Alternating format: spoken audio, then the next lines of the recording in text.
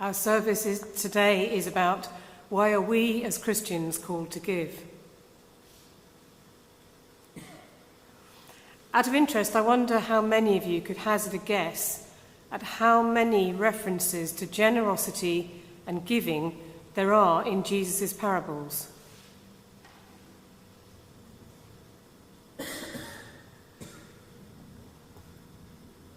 What do you think? 5%? Any takers? 10%? 15%? More? More? Yep, it's more. Actually, it's about 33%, a third of all parables. So quite a focus on this subject this morning. And then, taking it a bit further with the whole Bible, how many references to generosity do you think there might be in the whole Bible? So both Testaments, Old, New. And bit of a spoiler alert, it's far more than I personally thought possible. But if I say by way of a comparison, there are 500 references to faith, love and prayer, would that help? So 700, 1,000, 1,500, 2,000, ooh, 2,000, yep, 2,000, over 2,300 references to giving or generosity. I think that's quite telling. So I think that actually is the basis of why we are here, what we are doing, who we are as Christians. But I guess we shouldn't be surprised because our faith is built on God's promise or his covenant, his promise to be there supporting all of us. And we see that all the way through the Old Testament and then into the New Testament with Jesus, we find the greatest gift of all from God. And I think the simplest and most profound summary of the ultimate generosity of God is found in that famous verse from John chapter 3, verse 16. God so loved the world that he gave his one and only Son, that whoever believed in him shall not perish but have eternal life. And if we look first through this lens, then we see as Christians and believers that we have been given the greatest gift of all, the gift of grace and eternal life. This gift is freely given with no strings attached. We do not have to evidence anything at all in order to qualify. So we could leave it there and say nothing we do in this life matters because we're all believers and we have our place in heaven already secured. But is that what we are being told by Jesus and the teachings of the disciples? Taking the gift and doing nothing at all does not sit well with the advice handed down to us in numerous parables and teachings in the New Testament. If anything, there are multiple references to believers needing to make a difference in the world, to act before they get to heaven, so they will not be found lacking at the final judgment. And there are also references to giving back to God what is rightfully his, all the way from the Old Testament leaders like David through to the teachings of Jesus. In his letter to Timothy, which we heard earlier, Paul also reminds the members of the church in Ephesus that they should be content, since they brought nothing into the world and they can take nothing out of it. And he then urges Timothy to ask the members of the church to do good, to be rich in good deeds and to be generous and willing to share. He explains this by saying that in this way they will lay up treasure for themselves as a firm foundation for the coming age, so they may take hold of the life that is truly life. And this mirrors the message in the Gospel reading from Luke, which we've heard often before in these services. Do not worry, Jesus says to the disciples.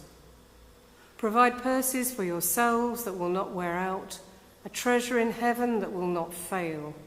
For where your treasure is, there your heart will be also.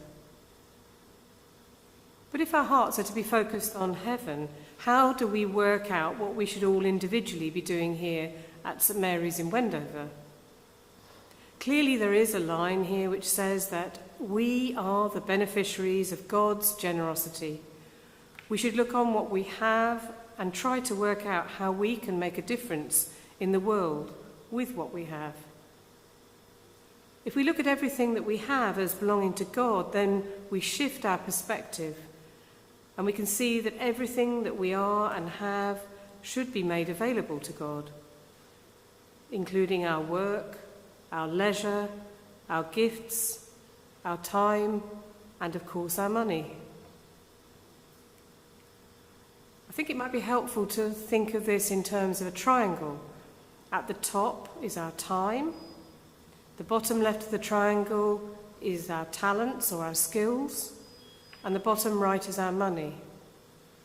So time and talents and money, all together, different ways of showing our giving and generosity. It's a sort of shorthand way of looking at what we are individually called to do in order to grow our faith. And it leads to a number of questions to ask ourselves. What are we doing now across these three dimensions? Time, talents, money.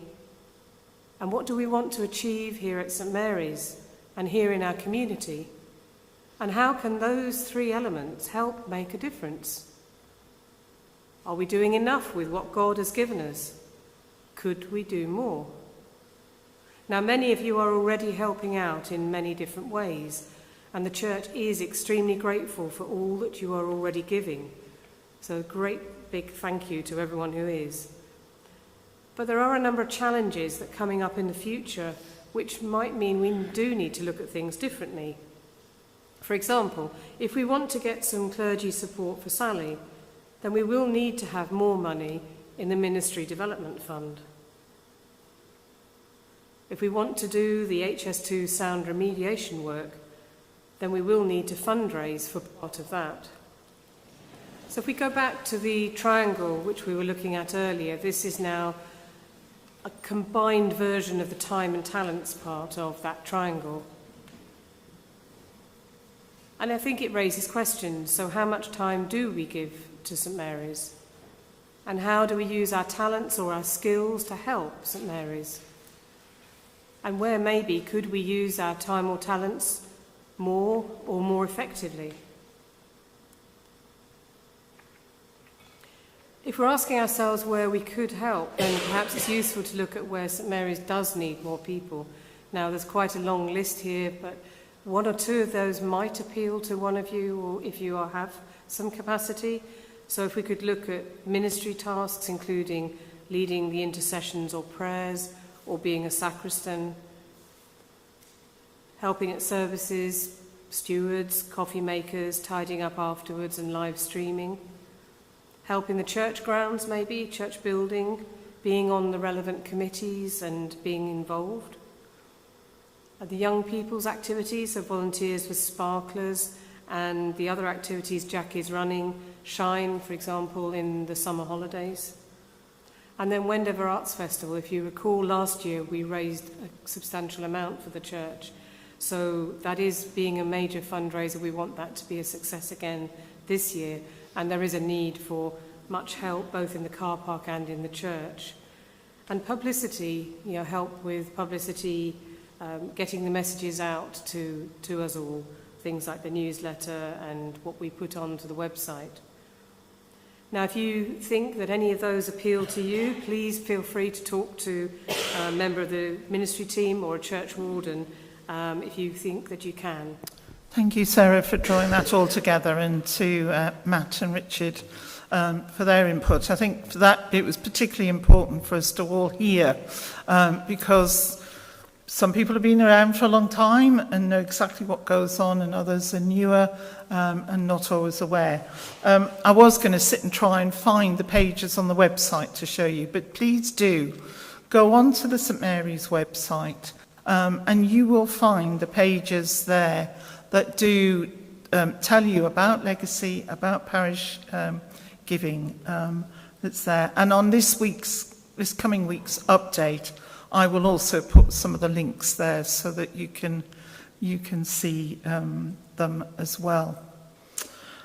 And, you know, the constant plea for more and more help is ever needed. And as Sarah said, you can talk to myself or Sarah, or Catherine's here this morning, the different things that we are needing people to help with. As you heard, the big one at the moment is for the Arts Festival. Julie's been sending out emails asking for volunteers. She's here.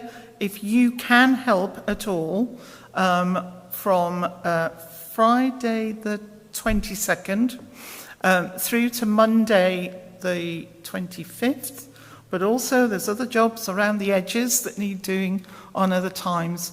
Julie's here, Deborah's here.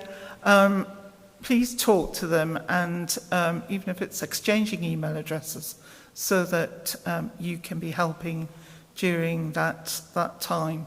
If you haven't seen pictures of what it looked like last year, went around. Every chair was out of this church. They were all in a Luton van outside, and over 80 artists were in here. It was absolutely jam-packed of the most beautiful things. Then there was a cafe that happened in the kitchen and out in the gazebo. So it was quite an amazing event. And it's going to be even bigger and better this year. So please, come and be part of it. On the trunk over there, there's invitations to the preview night as well. So please come and be part of it. And it's an opportunity to talk to people that you might not necessarily get the chance to talk to that are part of church as well. This afternoon, it's Bubble Church at 3:00. So you can come back and have some fun with that if you'd like to. Tomorrow morning, Sparklers is happening.